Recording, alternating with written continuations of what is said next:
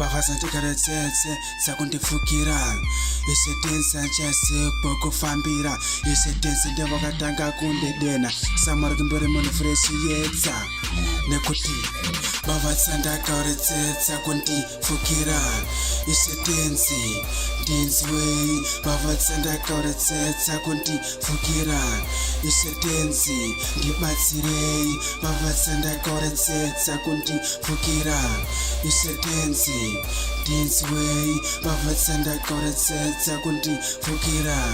isetensi ndibatsirei bavatsandakaratsetsa kundifukira isetensi ndinzwei bavatsandakaratsetsa kundifukira isetensi ndibatsirei bavatsandakaratsetsa kundifukira isetensi ndinzwei bavatsandakaratsetsa kundifukira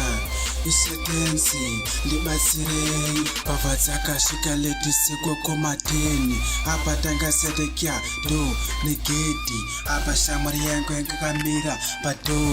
vavasikasvikasika mane banga kafa ipapo ndakabata nehasha dzakanyanya ndakavora apa vanga vari 3 ndekenda navo usiku musango koma 3 usiku sineshori mukomba 3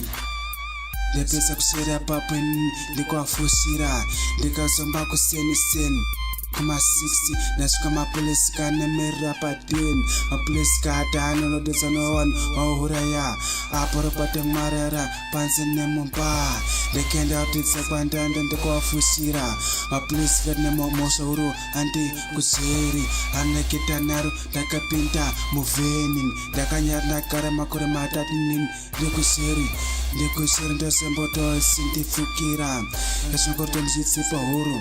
everyday ndambenanga ngapata panazvikabatsira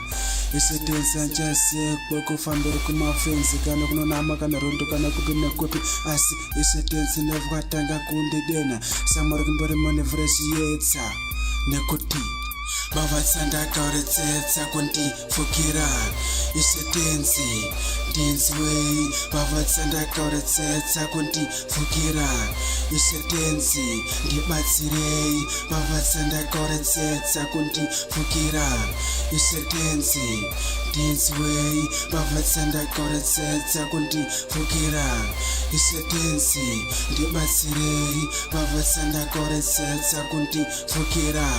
isetensi ndinzwei bavatsandakaratsetsa kundifukira isetensi ndibatsirei bavatsandakaratsetsa kundifukira isetensi ndinzwei bavatsandakaratsetsa kundifukira isetensi ndibatsirei